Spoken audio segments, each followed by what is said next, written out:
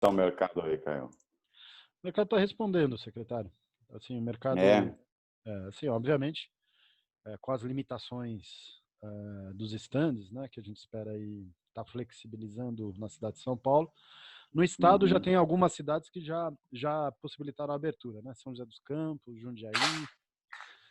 E o mercado acelerou um processo que já vinha, né, que era a questão da digitalização. Mas no imóvel não tem como prescindir da visita física, né? Sim, sim. E aí o que a gente percebe, o consumidor da capital em especial está um pouco mais arredio de sair de casa. Mas isso classe média alta, classe média baixa, tudo igual? Assim, a classe média alta, obviamente, um pouco mais receosa, né, de fazer esse movimento. O mercado mais popular, vamos chamar assim, né, Minha Casa Minha Vida, etc. Uma resposta um pouco melhor na questão do aspecto da visitação.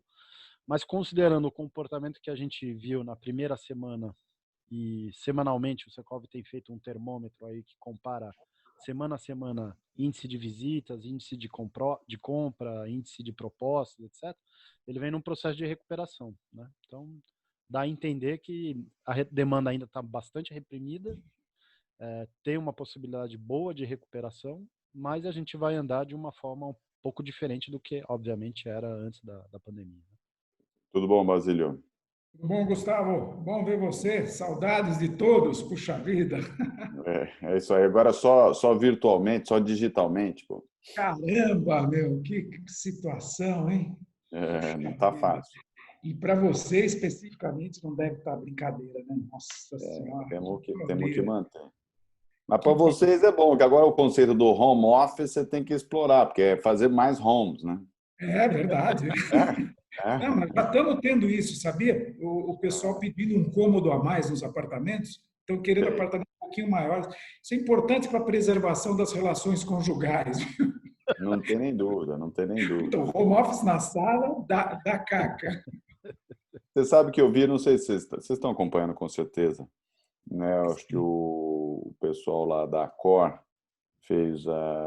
transformou, acho que um dos hotéis aí em escritórios per day, né, para fazer durante o dia, né?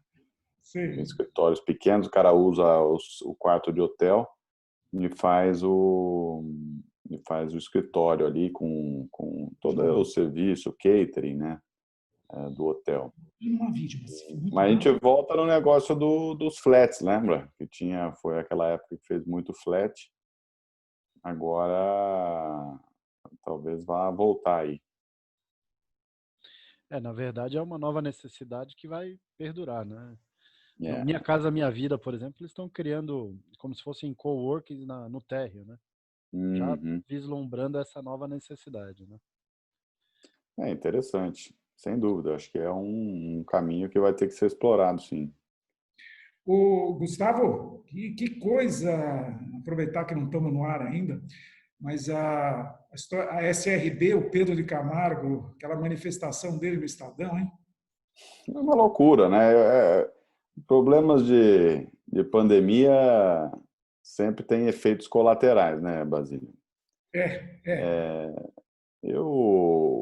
Bom, cada um tem a opinião e toma a decisão que acha, né? Mas não acho que não acho que ajuda em nada você fazer isso publicamente, né? É.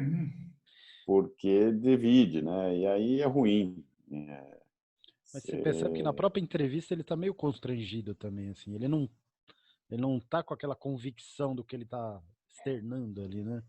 Assim, ah, se você Mas analisar bem. mas isso vai espraiando e na mídia toda, eu vi nas redes sociais, quer dizer, é o que aparece, é impressionante isso, né? assim, Eu nós conversei com a temos. Teca, ela estava bem incomodada. Uhum. Eu acho que é um ponto. A gente tem que. Esse momento, principalmente eu estando aqui no governo, você tem que administrar, tá certo? Acho que não tem.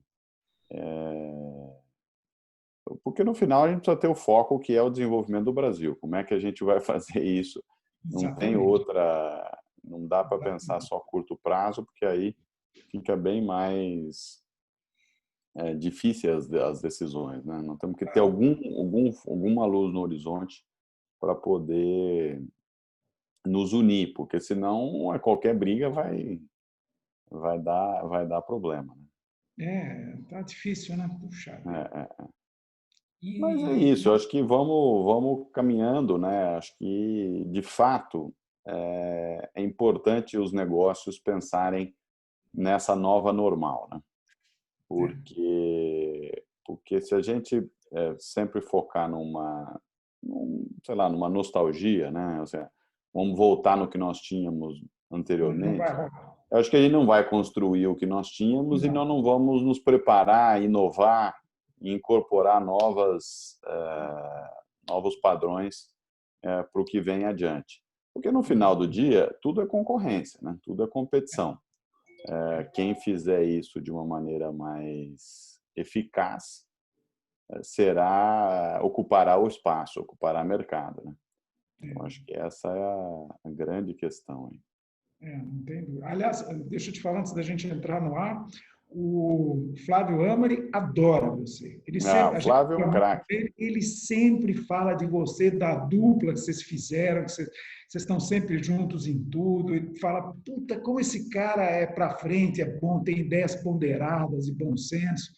Muito legal. E ele é um craque, né? Ele é o rei do rádio. Agora ele fala para todo lado. E gosta mesmo. E é bom porque ele leva boas ideias também. Acho que essa questão da visão do setor privado dentro do governo, eu acho que ela é muito positiva, porque ela faz os contrapontos adequado com a equipe que é do Estado, né? Que pensa diferente, não tem jeito. Tudo bom, Denise? Bom dia, tudo bem? Tivemos problemas técnicos aqui para acessar. Está ouvindo bem? Denise, Vocês estão me ouvindo bem? Perfeito. Perfeitamente. Vamos abrir, então, que já são 11h03. Vamos lá, vamos lá, então. Que mandam. Então, abrir. Já tem pessoal acompanhando, vamos abrir, então. E nós vamos começar mais uma live aqui para discutir... Peraí, acho que ainda não abriu, Denise. Peraí. Ainda não? Deixa o pessoal entrar. Ele vai abrir agora. Depois tira a imagem, tá? Eu estou com duas, né? Não você. Estou falando do rapaz nosso da TI. Precisa tirar a imagem. Tá. O da Denise só está aparecendo dois, uma né? vez mesmo, né? Não tem dois, Denise. Então, aqui que eu tenho que tirar. O outro é só áudio. Tudo bem. Tudo certo.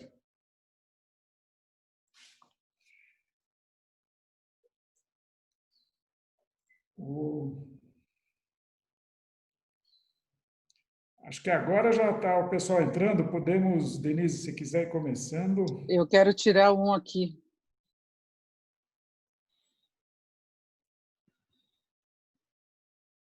Bom, vamos começar, depois eu fecho. Aí, deu certo. Ok. Denise. Vamos lá, então. E vamos conversar agora a nossa conversa aqui com o Gustavo Chunqueira, que é secretário de Agricultura e Abastecimento do Estado de São Paulo. Nós vamos discutir hoje temas relacionados à agricultura, agribusiness, loteamentos, enfim, tudo relacionado ao setor imobiliário, da construção e agropecuária. Nós temos a participação também de Basílio Jafé, que é presidente do Secovi São Paulo, Caio Portugal, que é presidente da AEL e vice-presidente do Secovi São Paulo. Antes de mais nada, bom dia, secretário. Bom dia, Denise. Bom dia, Basílio. Bom dia, Caio. É um prazer estar aqui no Secovi, debatendo com vocês aí os temas da atualidade, né? Tem tanta coisa acontecendo que é bom essas lives nos mantêm aí conectados. Bom dia. É isso. E Basílio Jafé? Bom dia, Denise. Gustavo, um prazer estar com você aqui virtualmente, mas ainda assim continuamos próximos. Gustavo, um dos secretários de maior proeminência do governo estadual, com uma atuação espetacular, é mais um que vem do setor privado e com quem nós tivemos o privilégio de estar algumas vezes, inclusive no próprio Secovi, quando nós o recebemos. Gustavo com ideias extremamente ponderadas, muito bom senso e conduzindo um barco complicado nessa pandemia. Todo o setor agrícola do Estado, todas as terras, não é bolinho. E Caio, nosso velho companheiro de tantas lutas, Caio. Muito bom estarmos juntos aqui. Caio, bom dia. Bom dia, Denise. Bom dia, secretário Gustavo. Muito obrigado por você partilhar do seu conhecimento, da tua experiência. Como o Basílio bem colocou, você tem feito uma atuação primorosa aí nessa atividade econômica que é fundamental, não só para o Estado de São Paulo, como o Brasil, que é a questão da agricultura, e é o que tem sustentado nossa economia. Então, a gente tem que olhar com ela cada vez com mais sinergia com as outras atividades, em especial a nossa atividade imobiliária. E o nosso querido presidente Basílio, que tem feito um trabalho incansável e especial nessa pandemia, tentando construir as pontes necessárias para esse novo funcionamento do mercado, garantindo toda a questão sanitária que é necessária para todas as atividades empresariais observarem, mas especialmente a continuidade dos nossos trabalhos, em especial da construção e agora, quem sabe, a retomada aí dos nossos estandes de venda e outras atividades ligadas ao mercado imobiliário. Bom dia a todos. Bom dia, Denise. Você sabe, só fazer um comentário antes de você começar, Denise. Você sabe que eu tenho parte do meu coração aqui na construção civil, né? Eu trabalhei com o seu Ernesto Zarzur lá na Exetec e ajudei lá a família Zarzur, o Flávio, o Silvio, o Marcelo, todos lá por alguns anos. Até assumir aqui o governo, eu estava no conselho da Exetec. E o seu Ernesto Zarzur sempre falou que o agro e a construção civil estão 100% alinhados, porque se o agro não vai bem no interior, não se vende imóvel aqui na capital. Então, é isso. É importante que o agro vá bem, que é uma parte importante da nossa economia, para que o Secov vá bem e possa ser um grande produtor aqui de empregos com toda a construção civil. Então, é um prazer estar aqui. Então, secretário, eu gostaria de falar exatamente sobre essa situação que todos nós estamos vivendo, em particular a sua área no governo do Estado, que, de um lado, houve a garantia de abastecimento, que foi uma preocupação inicial muito grande, a gente viu as pessoas preocupadas com alimentos, aquela corrida aos supermercados, e houve essa garantia em relação ao abastecimento. Depois começamos a ter problemas em relação a preços e tem a questão da condição do produtor rural, especialmente dos pequenos. Muitos perderam o canal de escoamento da mercadoria, nós temos ainda bares e restaurantes fechados, eles não estão nessa fase de flexibilização. Então, são dois lados. De um lado é o ponto de vista do consumidor e, do outro lado, o ponto de vista do produtor. Produtor que, em larga escala, vem conseguindo excelentes resultados. Eu queria até ressaltar a questão das exportações brasileiras e que o agronegócio foi um dos poucos, ou o único, que teve um saldo positivo no PIB do primeiro trimestre. Mas, na prática, no estado de São Paulo, hoje, qual é a situação que nós temos? Acho que talvez a palavra, né, Denise, Basílio, Caio, do ano de 2020, que eu tenho usado bastante, é frustração. Acho que nós começamos o ano com uma expectativa enorme em todos os setores da economia, uma expectativa muito grande na questão política para a aprovação de reformas muito importantes para o Brasil e tudo aconteceu de maneira inesperada e as pessoas, as empresas, o governo foi forçado a atender uma emergência e fez com que as nossas expectativas fossem completamente trocadas. O agro tem uma particularidade que não é comum nos outros setores da economia, que é a frustração em si. Nós temos frustrações de safras, nós temos uma volatilidade de preços, interferências de mercados diversos, seja mercados de consumo e demanda no mundo, seja os mercados financeiros, os fundos que agora investem em commodities há alguns anos. Tudo isso faz com que o produtor viva uma incerteza muito maior do que alguns negócios. Então, por exemplo, você tocou a questão dos restaurantes, ficar sem receita ou perder 80% da sua receita não é uma coisa normal para um dono de restaurante, uma empresa de restaurante que opera bem, que tem boa gestão, que tem bons clientes, bom produto. No agro, não. No agro é diferente. De repente, você tem uma seca, como nós estamos vivendo no Rio Grande do Sul esse ano, e você perde 100%, 80%, 60% da sua safra. Portanto, o setor do agro, ele é heterogêneo, como você descreveu, tem grandes, pequenos e médios produtores, mas, de maneira geral, ele trabalha com menos alavancagem. E isso faz com que você tenha um retorno menor em momentos de tranquilidade.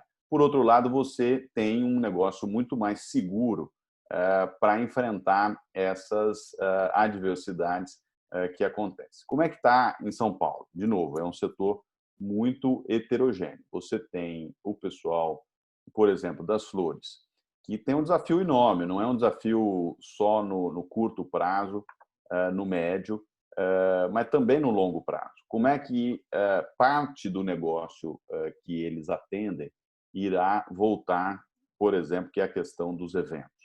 Grande parte da produção ou da capacidade produtiva instalada, ela foi instalada para atender essa demanda, que é uma grande demanda.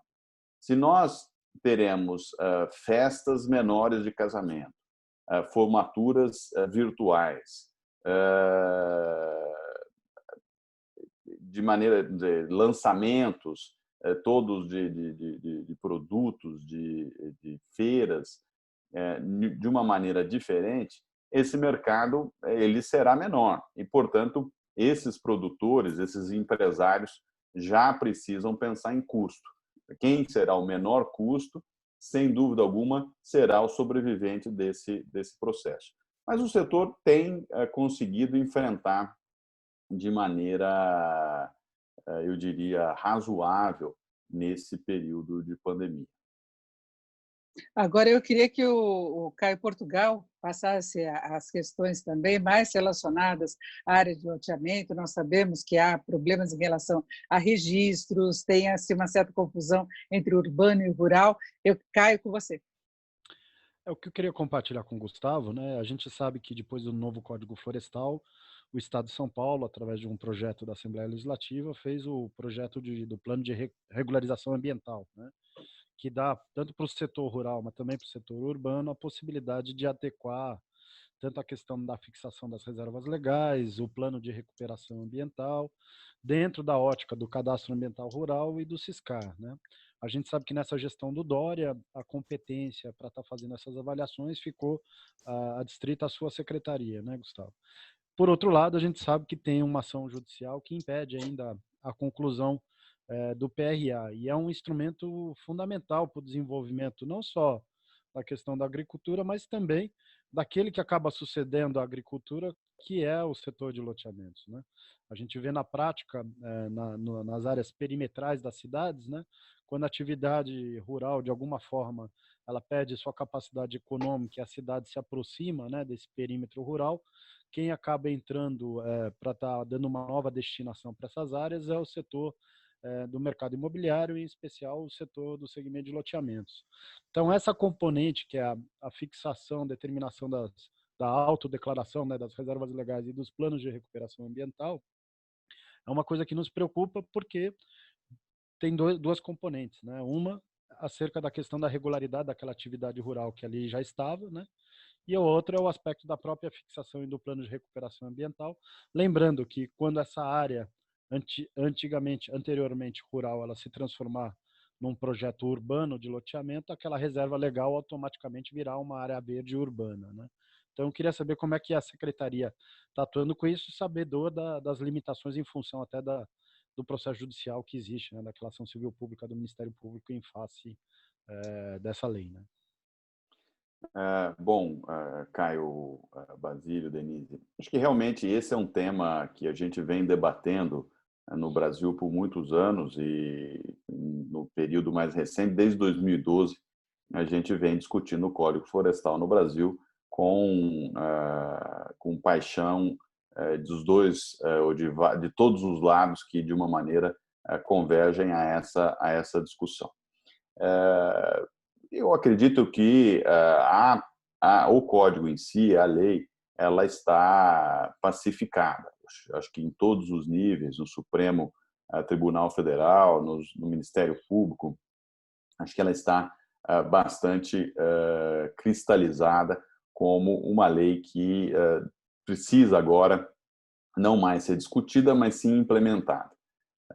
O que em São Paulo aconteceu, o Caio descreveu, nós fizemos aqui uma lei ambiental, né, o PRA de São Paulo, em 2015, se não me falha a memória, e de lá para cá ela foi judicializada, mas esse processo foi concluído. A lei é uma lei válida e agora cabe ao executivo regulamentar essa lei. O que tem dentro de todas as discussões o tema mais sensível e mais complexo é o que a gente chama do artigo 68 da Lei Federal do Código Florestal, que define o marco temporal. Ou seja, o Brasil teve vários códigos florestais ao longo da sua história. E, ao longo dessa história toda, você tinha limites para que você abrisse essas áreas, ou seja, convertesse as áreas de vegetação nativa em cidades, em estradas, em hidrelétricas e em áreas de produção agropecuária. O que muitas vezes é discutido é que a gente tenta olhar a lei atual e tentar reverter tudo que foi construído e constituído ao longo desse tempo todo dentro de uma lei atual. Ou seja, não é possível que isso seja feito, ou seja, o custo seria muito alto para a sociedade. E mais do que isso, eu acho que não é um objetivo, primeiro, não é o objetivo da lei e nem o objetivo da sociedade. Isso aumentaria demasiadamente tanto o custo da terra, ou seja, os loteamentos, a expansão das cidades, ficaria muito mais caro do que é hoje. Você aumentaria o custo da comida, portanto, também traria problemas, e não necessariamente você resolveria o problema ou mudaria a situação da questão ambiental, porque o custo de se fazer um aumento de reservas é brutal, ou seja, o Brasil não tem condições financeiras de fazer isso na magnitude que alguns interpretam a lei. Então, o que nós estamos dizendo aqui é um trabalho e que aí conta com vários secretários, com o vice-governador, com o governador, principalmente o Flávio Amri, que é egresso aqui do Secov, tem apoiado muito, porque tem ideias também muito claras e muito pragmáticas. O Marcos Penido, que é do meio ambiente, de infraestrutura, então ele consegue fazer tanto a visão da infraestrutura, do desenvolvimento, da necessidade de se melhorar a qualidade de vida das pessoas, como a questão ambiental. A ideia é que a gente consiga fazer uma regulamentação que, sem dúvida alguma, apresentará algum déficit de áreas verdes a serem recompostas por uma questão do tempo, mas, em grande parte, o objetivo é que a gente maximize a área de produção para que essa área seja mantida. Então, eu acredito que nós encontraremos bons termos e rapidamente. Acho que ao longo desse ano esse tema deverá ser, sem dúvida alguma, resolvido. E, de novo, acho que você colocou no início, cabe 100% à Secretaria da Agricultura. Eu não acredito que na democracia caiba a um lado só tomar decisão e definir o que ele acha que é certo, não porque o que é certo, o que é errado. Então, nós estamos feito um debate bastante equilibrado e o que for definido será definido em consenso com esses demais secretários e pessoas envolvidas dentro do governo. Excelente. Caio, ainda você, eu queria saber se esclareceu as dúvidas, inclusive para quem está nos acompanhando também, para entender bem o conteúdo do secretário, quis esclarecer essa tentativa aí de várias áreas de governo solucionar o problema. Agora, Caio, eu queria saber especificamente, até para as pessoas poderem acompanhar, quais as dificuldades que isso traz em termos de regularização, em termos de obras. o que vem, Denise, é justamente isso que o secretário bem pontuou, né? Há uma tentativa de aplicação de forma retroativa sobre situações que já estavam colocadas, já estavam em funcionamento. Então, você tem uma série de atividades econômicas que já ocorriam de uma forma, vamos dizer, formalizada, inclusive, e quando veio o advento do novo Código Florestal, ele adotou um marco temporal. E aí a discussão é da aplicação desse marco temporal à luz da nova legislação e como é que você faz para adequar a regularidade dessas atividades que já estavam colocadas. Então, o quanto isso impacta o setor de loteamentos é por conta disso, porque a matéria-prima que virá para o desenvolvimento da atividade econômica de loteamentos, ela vem em grande parte de áreas que eram ou vazios urbanos, e aí já tinha uma função urbana, já tinha uma destinação urbana, ou rural. Quando ela vem dessa origem rural, eventualmente acaba no processo de transformação em área urbana, essa questão da regularidade daquela atividade rural que estava por detrás, que tem que ser pacificada e resolvida, né? Mas como bem colocou o secretário, ainda que o Ciscar e a questão do cadastro ambiental rural hoje esteja junto à Secretaria da Agricultura, no que se refere a essa questão de como regularizar, como ele bem colocou, vai ser feito uma análise transversal envolvendo a área de meio ambiente e infraestrutura, que está sob a égide do PNIDO, vai envolver habitação, vai envolver outras áreas, para que isso busque a melhor solução. Porque ela atinge não só especificamente o setor de loteamentos, mas também a própria atividade, vamos dizer, da produção agrícola, né? E São Paulo, como sempre, ela foi muito rápida no processo de produção da lei do PRA, né? Então, assim, aqui a atividade econômica ela é uma motriz que funciona de uma forma bastante acelerada, né? Até por isso que a gente tem essa possibilidade de antecipar discussões que outros estados nem começaram ainda, né? Mas acho que, como bem sinalizou o secretário, isso é uma coisa que se vai buscar um entendimento para buscar o melhor denominador comum para a regularização dessas situações, né? E, secretário, houve uma preocupação também com regularização das áreas específicas urbanas, em algumas ocupações, dependendo das condições, inclusive ambientais, e eu acho que na área rural exige também uma certa urgência para que se possa regularizar as várias atividades, né? Sem dúvida, eu acho que se nós pegarmos toda a área do estado de São Paulo, a área rural, nós temos aqui 350 mil propriedades, mais ou menos. Se você fizer aí o estado de São Paulo um grande tabuleiro, você tem que dividir esse tabuleiro em 350 mil pedaços, ou seja, é bastante coisa. No entanto, e esclarecendo essa questão, mais ou menos 80% dessas áreas todas são de pequenos produtores, de pequenos proprietários, com áreas inferiores aí a 60 hectares, que para dentro da cidade ainda é uma área grande, mas se considerarmos a escala para a produção agrícola, você tem 60 hectares, é uma área bastante pequena. Desses pequenos produtores, de acordo com o Código Florestal, de acordo com vários entendimentos também da Justiça, esses pequenos produtores não serão ou não precisam ser exigidos as suas reservas legais, o aumento de reservas legais. Eles basicamente precisam manter a área de vegetação existente na sua propriedade até, se não me engano, 2008, que era, de novo, outro marco temporal. Portanto, essa é uma maneira muito objetiva, prática, de resolvermos grande parte dos interesses, vamos colocar assim, do próprio setor imobiliário. Porque são essas pequenas propriedades que são vizinhas das cidades, das áreas mais do subúrbio, onde a expansão vem acontecendo. As áreas maiores são áreas de produção e geralmente essas áreas estão um pouco mais distante das áreas urbanas. Eu acho que a gente vai conseguir resolver isso de uma maneira bastante pragmática nesse debate que vem acontecendo agora.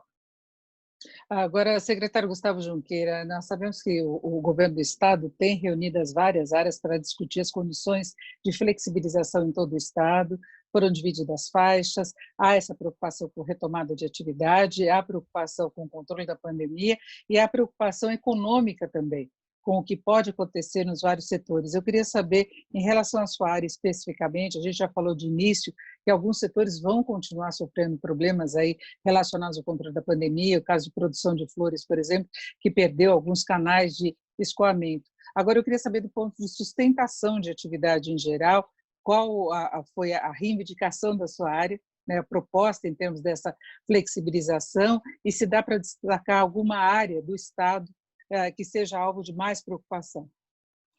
Eu acho que a função que eu exerci desde o início foi uma conversa muito aberta com o governador, uma conversa com todos os membros aí do governo, para mostrar o que é o agro, né? Como o agro se forma. Parece uma palavra que tem sido usada recorrentemente e constantemente na nossa sociedade, no conceito de que o agro é pop. Mas o que é o agro, de fato, né?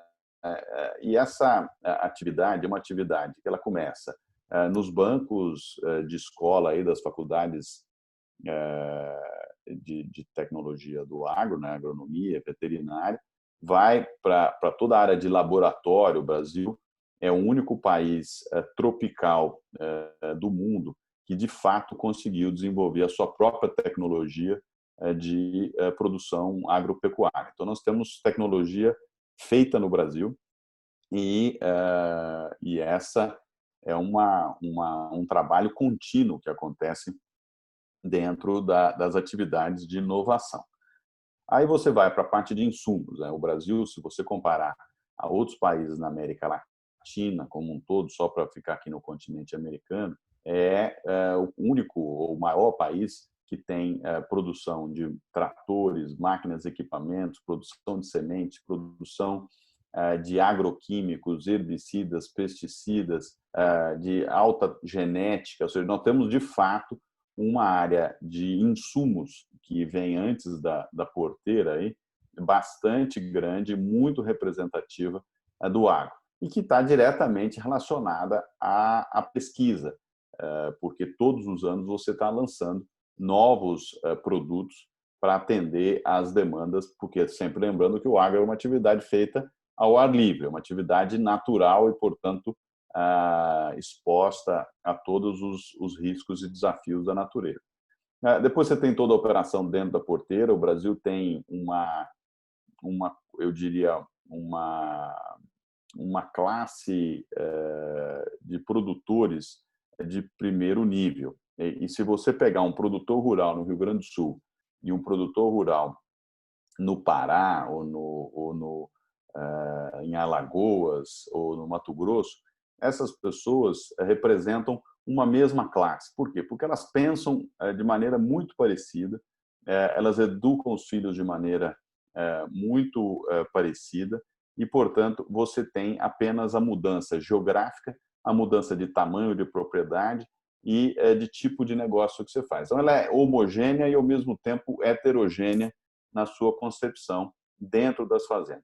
Depois você tem toda a parte do agro, que é o pós-colheita, né? Ou seja, toda a indústria de alimentos, que é enorme, indústria de ração, você tem a indústria de biocombustíveis e assim se compõe até chegarmos, então, à mesa do consumidor. Ou seja, todo esse processo, como ele depende das safras, ele depende das estações do ano, ele depende de desenvolvimento de pesquisa. Se em algum momento essa atividade é interrompida, diferentemente, por exemplo, o próprio setor imobiliário, que também tem um ciclo longo, mas ele para no 8º andar, ele retoma o 8º andar. Óbvio que ele não pode ficar com toda a ferragem exposta há muito tempo, mas o agro, se você não colher a soja no momento que você precisa colher, não colher o café como vai ser colhido agora, a laranja, você vai perder aquela produção. Então, o que foi levado para toda a equipe do governo é que esse setor tem um ciclo muito longo, esse setor tem uma necessidade de manutenção da sua operação e não poderia ser interrompida, e ela é fundamental para que a gente possa combater todo o restante da pandemia. Então, o trabalho foi manter todo o setor do agro como atividade e setor essencial. E isso permitiu com que o agro não só se organizasse para enfrentar a pandemia, mas também deu ao governo, deu ao Brasil a possibilidade de experimentar ou de usar o agro como um laboratório para entender quais foram, de fato, as coisas que deram certo, as coisas que não deram certo na gestão da pandemia. Acho que há um equívoco aqui, Denise, e essa é uma interpretação minha, pessoal, ao longo dessa pandemia toda no mundo.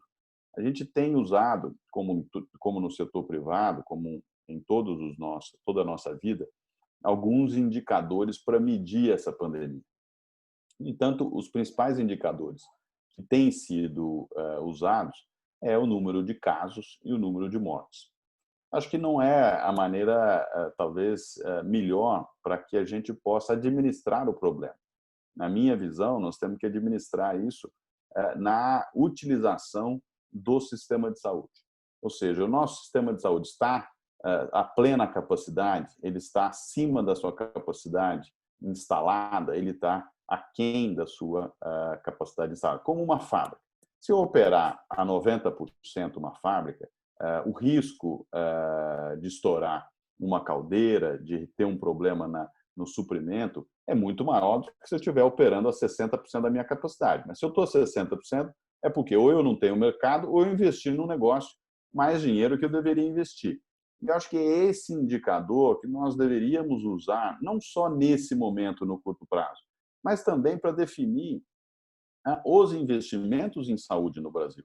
Porque nós já vínhamos com um sistema de saúde muito deteriorado, né? Os governos investem mal, investem pouco, e quando nós temos uma nova demanda, faz com que, de fato, o nosso sistema fique em risco, né?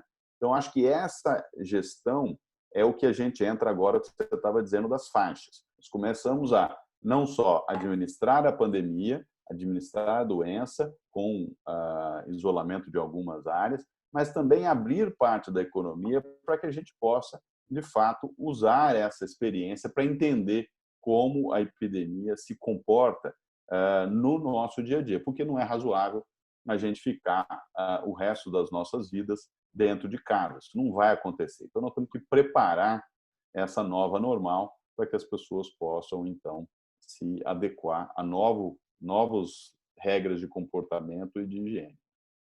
E Basílio já afirma a reivindicação do setor, uma flexibilização, até pela condição de se ter um protocolo mais seguro em relação ao contágio. E eu queria lembrar que no ano passado, quando a economia começava a engatar um processo de retomada, nós tínhamos a agropecuária de um lado e do outro lado o setor da construção alavancando, impulsionando essa reação da atividade, e fica a expectativa de que isso possa acontecer também agora em 2020, durante e no pós-pandemia, né?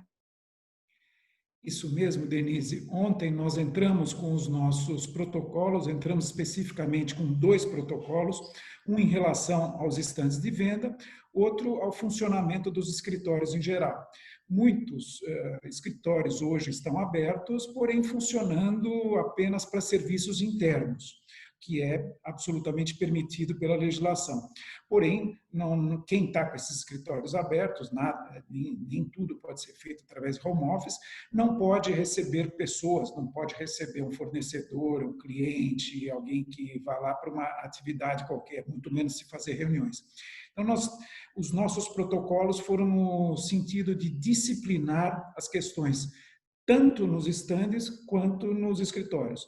Nos estandes, entendemos que temos perfeita capacidade de receber as famílias que desejam adquirir sua casa própria e, para tal, visitar apartamentos decorados ou apartamentos prontos, o que quer que seja, mesmo porque nós estamos atuando nos nossos canteiros de obra, nunca foram interrompidos, Denise, e creio que com isso nós pudemos contribuir muito com o governo do Estado e com o combate à pandemia, não só por adotar regras extremamente estritas para o funcionamento desses canteiros. Não vou repetir tudo aqui agora, que não é o caso, mas porque nós pudemos contribuir para educar todos os 670 mil colaboradores que trabalham em construção civil no estado de São Paulo, para que eles possam transmitir esses novos conceitos de higiene para suas famílias, para suas comunidades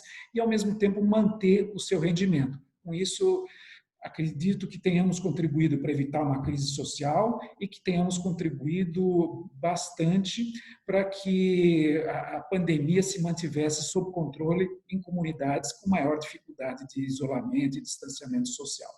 Mas eu gostaria de fazer alguns comentários em relação ao que o Caio e que o Gustavo falaram há pouco. É nítido, Denise, e você como economista, não sei se concorda ou não, mas que hoje o mundo se dividiu em blocos. Nós temos um bloco de alta tecnologia, representado pelos Estados Unidos e Canadá, principalmente. Temos um tremendo bloco de prestação de serviços, que hoje é a Europa. A manufatura do mundo se deslocou para a Ásia, principalmente Sudeste Asiático, China, Índia, são os gigantes hoje do mundo. E a América do Sul, especialmente o Brasil, se tornaram o grande celeiro, os grandes produtores de commodities agrícolas, commodities minerais do mundo. Nós sustentamos o mundo, nós alimentamos o mundo.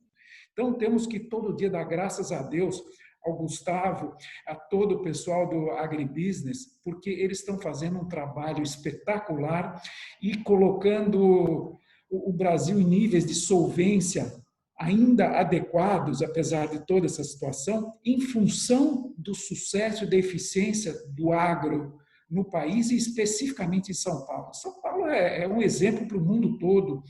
Graças a Deus existe também a Embrapa, que é uma das empresas líderes em pesquisa agropecuária no mundo, uma das melhores do mundo, centros de excelência, e o agribusiness de São Paulo especificamente contribui muito para que a gente possa ter ainda uma inserção bastante razoável no planeta. Mas eu gostaria de fazer duas perguntas, Denise, tomar seu papel por um minuto, o nosso secretário. Então, a primeira delas, secretário Gustavo, nós tivemos as boas surpresas não são muito frequentes, infelizmente, ou não tanto quanto gostaríamos, mas tivemos uma boa surpresa na gestão do governador Dória e do seu secretariado, praticamente com a extinção das invasões de terra no meio rural e também nas cidades, invasões de habitações. Praticamente não se ouve mais falar nisso. E você, Gustavo, mais o Flávio Amari, são os grandes responsáveis por isso. E gostaria de perguntar, essa primeira pergunta, puxa, qual é a fórmula? Como é que vocês conseguiram esse feito que há décadas nos assombrou, nas últimas décadas nos assombrou tanto, sem qualquer perspectiva de solução, sem atuação como deveria ser da polícia, do judiciário, de todos os órgãos de controle, de repente resolveu? Puxa vida! Além dos parabéns, como? Segunda pergunta é um pouco mais complicada, nem sei se você pode responder ou não, vamos entender perfeitamente se você não puder, Gustavo. A partir de 22 de abril, a famosa reunião lá do gabinete do presidente da República se tornou pública e deu esse bafafá todo que nós temos ouvido e debatido, principalmente nesses últimos 10 dias, 10, 15 dias. E teve, inclusive, uma frase infeliz do ministro do Meio Ambiente, aquela história da boiada, e que causou tantos dissabores e na imprensa teve uma repercussão brutal, nas redes sociais nem se fala. Mas a segunda pergunta é: como está a relação de vocês com o Ministério do Meio Ambiente? O Ministério do Meio Ambiente, vocês consideram que aqui em São Paulo tem feito uma gestão positiva ou não? Ele tem olhado os aspectos que tem que olhar ou está travado, está indo na direção errada? Denise, é isso? É isso. Antecipou, Basílio, inclusive. você vai pegar o lugar da Denise desse dia. Essas perguntas simples que você faz assim, pô. Não, mas deixa eu te responder primeiro a primeira pergunta. Eu acho que aí o mérito não é nem meu, nem do Flávio, e nem de nenhum secretário isoladamente. Acho que o mérito é do governador João Dória. Acho que é muito claro na cabeça dele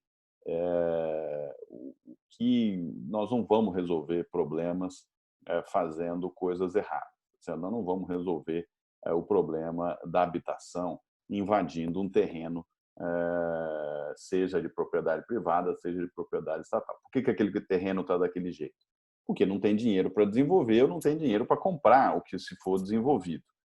Ou pode ser que tenha um problema ambiental que não consegue se resolver, tem um problema societário que não consegue resolver, o terreno está ali. Ou seja, é óbvio que as pessoas gostariam de transformar aquilo em riqueza, transformar aquilo em negócio e fazer.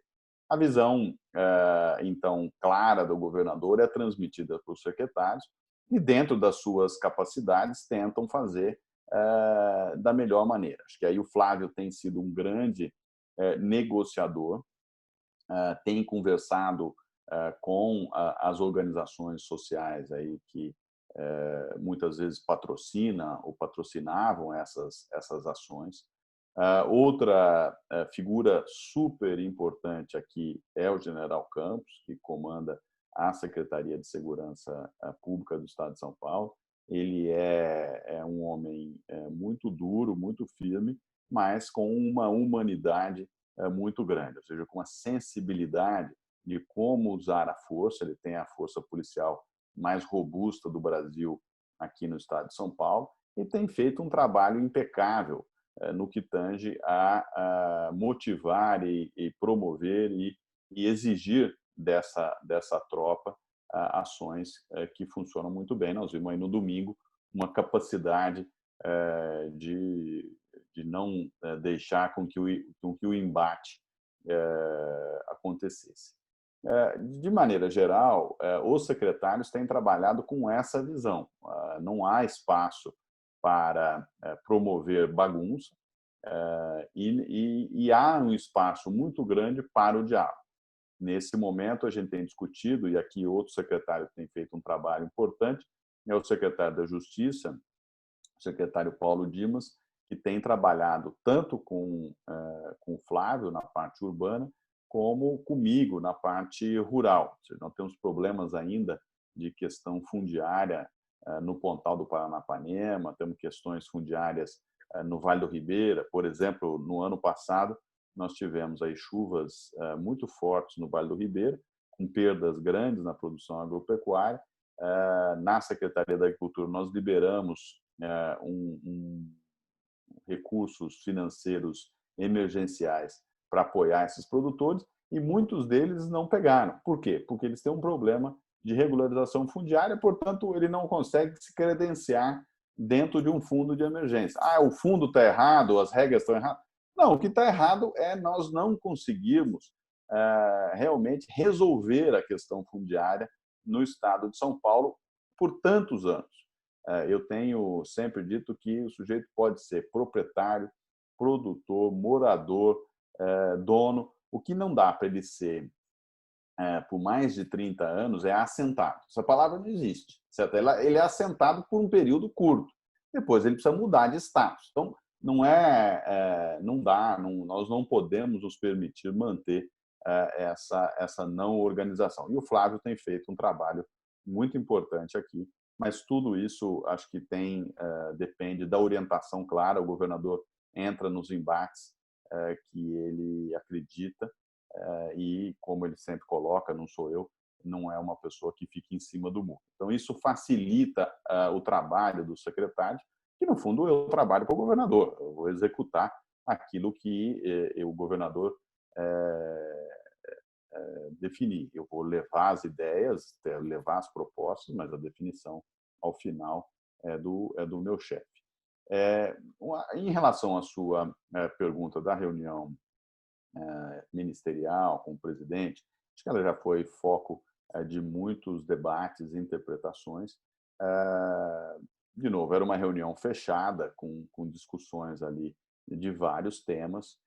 Em relação à questão ambiental, o tema é que nós não podemos deixar passar que a burocracia, a não ação, ela não é uma solução, certo? De fato, o Brasil gasta muito dinheiro com uma má gestão dos seus ativos, seja na Amazônia, né, a maneira com que a Amazônia foi pensada lá atrás, na década de 60, e pelo período onde ela foi explorada, né, foram vendidas áreas na Amazônia pelo próprio Congresso Nacional. O Congresso Nacional fazia leilões de áreas e, dentro das regras dos leilões que haviam nessas vendas, tinha que você precisava desmatar um percentual mínimo por ano para que o título de propriedade, de fato, fosse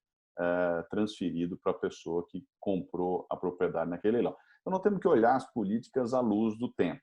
Mas depois que essa política terminou, aquilo foi, por muito tempo, feito algumas ações de controle, mas também a população foi crescendo ali e o desmatamento, a ocupação foi acontecendo. Do mesmo jeito que a gente vê aqui, né, na represa de Guarapiranga, que a gente vê na Billings, que a gente vê uma série de assentamentos, de ocupações ilegais, e que hoje você olha, aquilo é um problema, se não maior do que o da Amazônia, tão grande quanto, e que precisa de determinação clara de governos e da população como um todo para fazer a urbanização daquilo. Custa muito dinheiro e ninguém vai fazer sem que aquilo tenha um planejamento, um retorno. Então, eu acho que o Ministério do Meio Ambiente, desde o início, tem trazido luz a temas muito importantes, não que os temas de preservação florestal não sejam, mas o tema, por exemplo, de poluição urbana, ele é um tema gravíssimo, tanto que o governador elegeu como um dos seus principais projetos e programas a despoluição do Rio Pinheiros, e que aí o secretário Penido, em conjunto com o professor Braga, que é o presidente da Sabesp, tem feito também um trabalho muito diligente, mesmo durante a pandemia, levando o saneamento básico a populações que moravam em situações desumanas. Então, esse trabalho é um trabalho de formiguinha, ninguém consegue ver, mas ele vai levar a uma qualidade, a uma higiene na cidade de São Paulo muito grande, um salto enorme, e que deixará pronto aí uma avenida para os próximos governadores de fato transformarem toda uma cidade, toda uma maneira, toda uma sociedade, e a maneira que a gente vive. Acho que essa talvez seriam os meus comentários aí à sua pergunta. Agora, secretário Gustavo Junqueira, a gente já vê desde o começo do governo, até por essa tentativa de flexibilização de algumas regras ambientais e restrições e tudo mais, que o agronegócio brasileiro fica numa posição bastante complicada. De um lado, tem que ter a regularização, você tem que ter a legalização de determinados projetos, condições de expansão, só que, ao mesmo tempo, há uma cobrança, especialmente do exterior, em relação ao compromisso com preservação do meio ambiente. E o governo federal não conseguiu passar uma mensagem de que há essa preocupação paralelamente, né? Então, vamos preservar o meio ambiente, vamos preservar a Amazônia, vamos preservar a Mata Atlântica, porque aí pega São Paulo também, que há uma grande preocupação, e também houve perdas agora em relação à Mata Atlântica, e isso, em alguma medida, pode acabar comprometendo, não é? A falta de um compromisso maior com a preservação aqui no Brasil, comprometendo o resultado do agronegócio no exterior, restrições à compra de produtos brasileiros, tanto que a posição de apoio ao ministro dividiu a própria categoria, a sua área. Houve uma divisão muito clara em relação a isso, há uma preocupação em se passar uma imagem de que o Brasil é focado também nisso, né? Não é só derrubar a burocracia excessiva que nós temos. E aí a fala do ministro, em certa medida, deu essa ideia de que ele aproveitou a deixa aí da pandemia para passar uma série de coisas que não passariam, e muita coisa que não passa porque há uma discussão sensata em relação a isso. Então, eu queria saber como é que o senhor vê a posição do Brasil hoje. O Brasil tem alcançado excelentes resultados, né, de exportação, a gente percebe isso até em meio à pandemia, mas fica essa situação aí pesando contra o Brasil. Como é que fica a sua posição em relação a isso? Denise, eu acho que nós temos um desafio de percepção, certo? Eu acho que hoje não se usou uma palavra que, e aí eu discordo, eu não acho que hoje no Brasil houve qualquer flexibilização, não houve nenhuma mudança de lei, não houve nenhuma efetiva ação que levou ao Brasil como país e os seus estados a mudarem qualquer coisa em relação às regras, às leis de meio ambiente. Seria mais uma coisa de postura, né? Desculpe interromper, uma mais uma coisa de percepção, postura de discurso, né? A narrativa exatamente, do é governo uma questão que de mudou. narrativa, né? É uma questão de fato, o que foi colocado é que a lei será olhada por um outro gestor, né? Por um outro ângulo, para que a gente possa caminhar adiante. Acho que a discussão ela precisa ser uma discussão bem feita. Eu mesmo, quando presidente da Sociedade Rural Brasileira, fui um dos formadores iniciais aí da colisão Brasil, Clima, Floresta e Agricultura. Só para você ter uma ideia, quando se formou a coalizão, ela chamava-se Coalizão Brasil, Clima e Floresta. E se propunha a fazer uma coalizão de todos. Eu falei, se você não colocar a palavra agricultura, nós estamos começando com o pé trocado. Certo? De fato, o que precisa é todos sentarem à mesa e definir qual é o custo, ou melhor, quais são os recursos que nós temos, quanto a sociedade está disposta a investir em um programa de produção e proteção. Eu acho que não é nem proteção só e nem produção, ou seja, quanto nós estamos dispostos a investir. A partir dessa decisão, nós vamos achar o melhor caminho para execução e implantação dessa política. O que não dá para fazer é não fazer conta. Acho que no Brasil, eu faço sempre essa comparação. Né? No mundo, quanto tempo leva para se fazer um novo remédio? Agora nós estamos na pandemia e nós estamos vendo quanto complicado é para se fazer uma nova vacina. Por que é complicado? Porque você precisa fazer primeiro o teste em laboratório, primeiro você precisa entender se é possível. Aí você faz teste em laboratório, depois você faz teste em cobaias em laboratório, depois você faz em mais cobaias, depois você faz um núcleo maior, depois você faz o placebo nas pessoas. Ou seja, isso leva, para se desenvolver um remédio, né? Não estou entrando no mérito aqui da vacina, onde existe um esforço muito grande, o remédio leva 10 anos para ser aprovado. De repente, os governos tomam decisões em relação a políticas públicas numa tarde. E aquela política pública foi mal pensada ou não foi pensada, foi implantada e talvez tenha um efeito na população maior do que de um remédio que pode vir a matar. Certo? Então, essa relação é que o Brasil precisa organizar. A gente precisa discutir políticas públicas de uma maneira muito mais sensata, muito mais objetiva e fazendo conta. Nós não podemos, por exemplo, o Código Florestal foi aprovado em 2012, nunca fizeram uma conta. Você não sabe quanto custa. E, portanto, se imputou à sociedade um custo que não estou entrando no mérito se é uma boa lei ou uma má lei, mas você tem que ter a conta sempre ela é feita.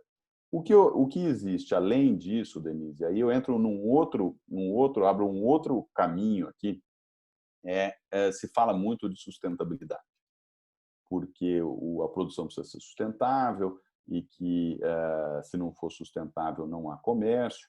E aí eu volto um passo atrás. De fato, o que é sustentabilidade? Acho que essa é uma pergunta muito difícil de se responder. O que é sustentabilidade no Brasil? O que é sustentabilidade na China? O que é sustentabilidade na Europa? Você vê como você tem ambientes completamente diferentes, sociedades que foram desenvolvidas de maneira completamente também diferentes. Você produz chá na China em topo de morro, o morro inteiro é uma produção. Aqui no Brasil não é permitido se produzir mais de acordo com a lei florestal em morros. Ou seja, o que é sustentável? É aqui ou lá. Então, do mesmo modo que a gente pensou ao longo de muitos anos para definir as regras de rating, né, de crédito, seja das empresas, seja dos países, se definiu lá que uma empresa que tenha características no seu balanço, no seu negócio, elas são caracterizadas como AAA. Independente de ser indústria automobilística, indústria da construção civil, indústria do agro. Se ela tiver aquelas características, ela é AAA. Portanto, no Brasil menos, porque o mercado é menos organizado, mas nos Estados Unidos você tem, como banco, você acaba cobrando sempre o mesmo spread, porque as empresas AAA têm relação àquela série. O duplo A, o B e tal, e aí você montou toda aquela estrutura. Ou seja, se nós vamos discutir sustentabilidade, não seria razoável nós definirmos o que é sustentabilidade e criar um sistema de rating, ou seja, se você tiver essas características na Europa, na Índia, na China, no Brasil, você é AAA. Por que eu estou dando esse exemplo? Porque aí a gente entra na discussão de comércio. Se a gente define quais são as regras de sustentabilidade e todos os países estão imbuídos na utilização do mesmo sistema, ou seja, aquele país que produzir com sustentabilidade nível AAA deveria ter a sua venda do seu produto sem imposto, ou seja, isenta, no mundo inteiro. Por quê? Porque o sistema de comércio do mundo ele foi baseado na territorialidade e não na sustentabilidade. Então, quem mora e quem trabalha na França como produtor, ele tem acesso a 100% sem imposto ao mercado francês. O americano que produz nos Estados Unidos tem acesso ao seu mercado sem imposto. O Brasil, mesma coisa. Agora, a hora que eu vou exportar para a Europa, a hora que eu vou exportar para os Estados Unidos, eu tenho as barreiras tributárias. Ou seja, o sistema de comércio no mundo, o sistema de tributação de comércio no mundo, ele foi baseado no território, ele não foi baseado na sustentabilidade. Ou seja, cada um está dizendo o que é sustentabilidade na sua cabeça, imputando custos de uma maneira não equilibrada entre os países, e o pior de tudo, nós não conseguimos levar a humanidade para uma única direção, que é fazer a produção sustentável no mundo. Eu sou a favor da produção sustentável, mas nós precisamos equilibrar os raciocínios, nós precisamos trazer todo mundo no mesmo plano para que, então, essa discussão seja uma discussão. Agora, você vai iniciar uma conversa como essa, falar, mas esse cara está louco, não vai conseguir, aí vai na OMC, vai... Mas, ou seja, não, óbvio que isso é uma discussão muito difícil e ela não pode ser analisada de maneira simplista. Então, todo o trabalho que precisa ser feito, eu sempre fui fiel à visão de que nós temos que ter uma produção eficiente e uma proteção eficaz.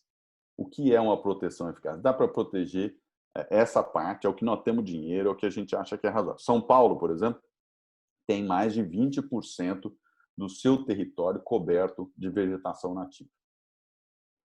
Desde muitos anos, mais de 30 anos, que São Paulo não há uma única metro quadrado de desmatamento aqui no estado. Não que você não derruba uma árvore, você derruba, você precisa fazer um loteamento, você precisa fazer uma propriedade. Mas você tem muito mais aumento de área protegida em São Paulo do que você tem de área desmatada. Aliás, não há desmatamento líquido no estado de São Paulo há muitas décadas.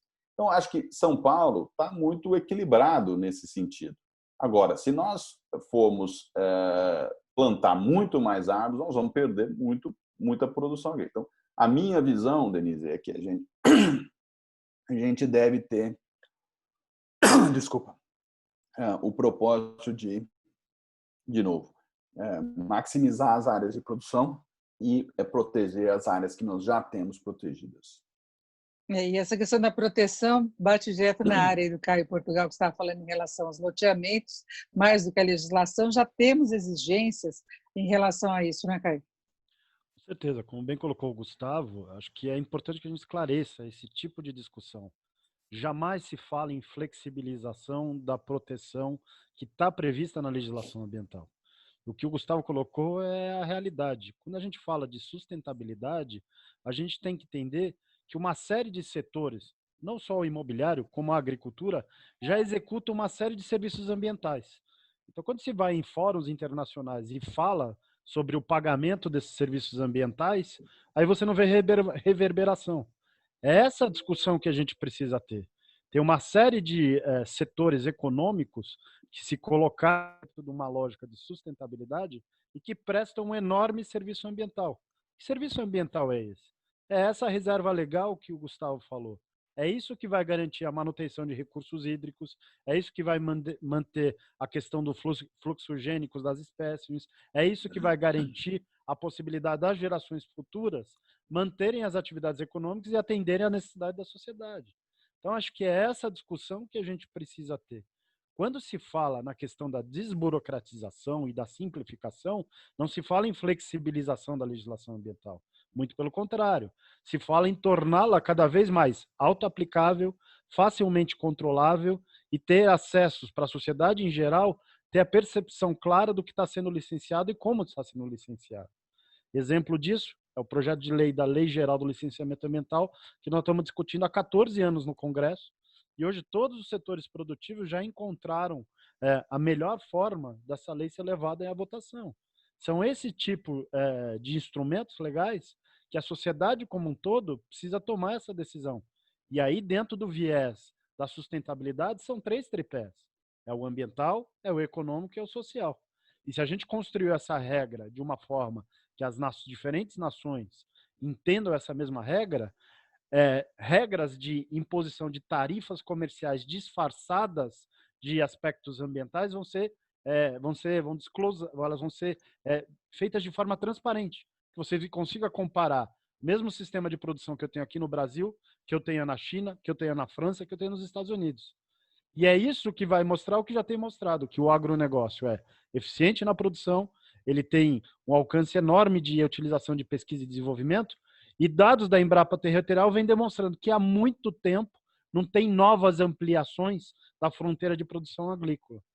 E mesmo esses dados da Embrapa têm demonstrado que a reserva legal que é implantada pelos próprios proprietários rurais é onde você tem o maior processo de recuperação ambiental.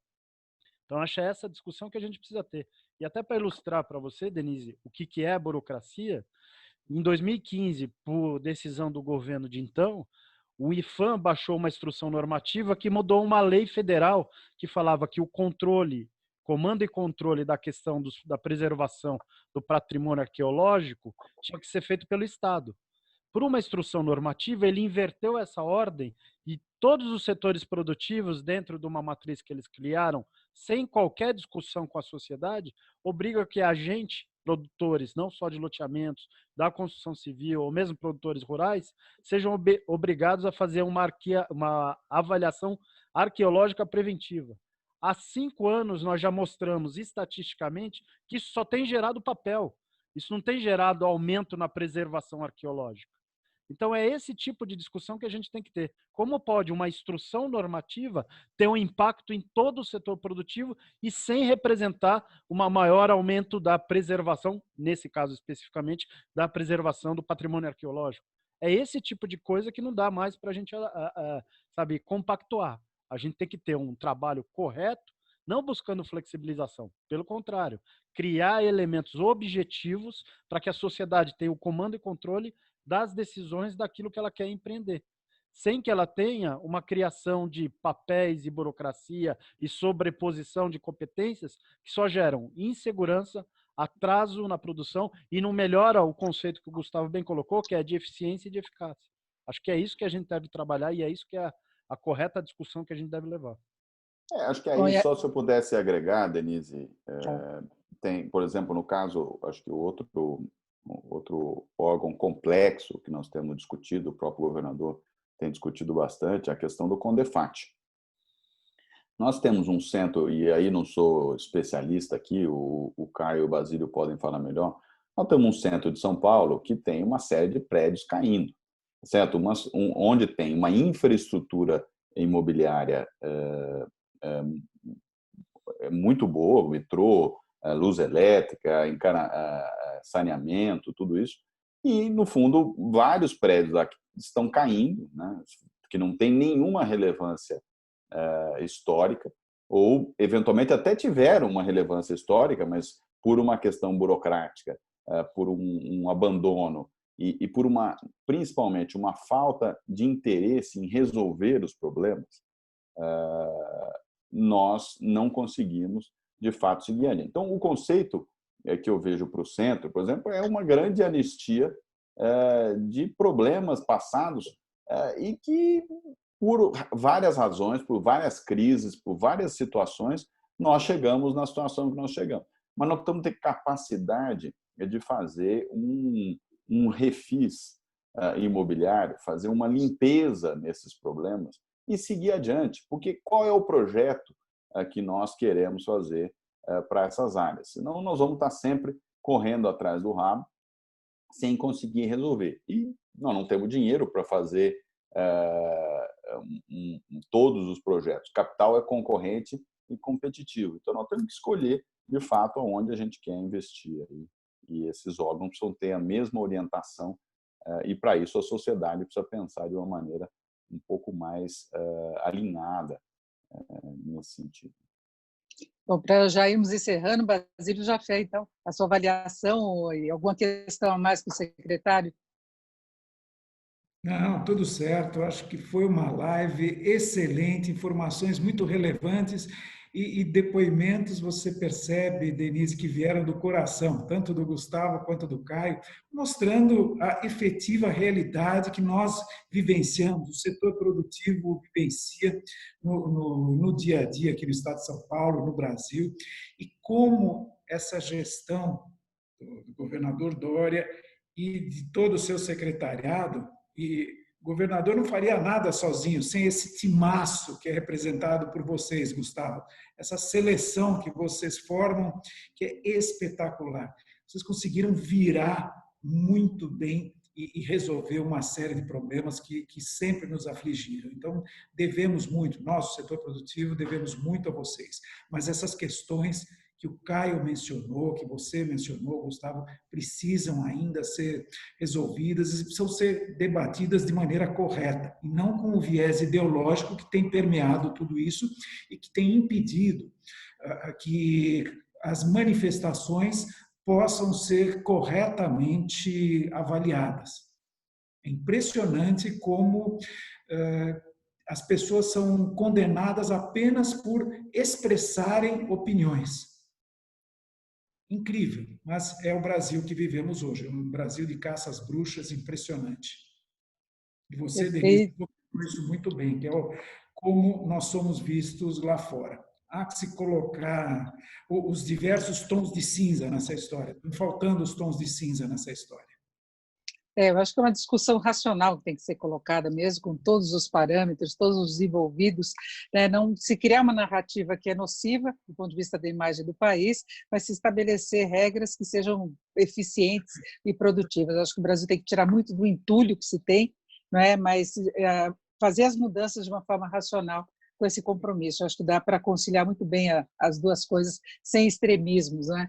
Olha, vamos encerrando por aqui, a nossa live foi excelente, nós temos aí vários participantes talvez eu possa fazer um claro, comentário no seu aqui. encerramento, sim, exatamente. Eu acho que um comentário importante, e o Secov e você, né, como jornalista, o Secov como instituição, tem um papel, ou terão um papel fundamental aqui.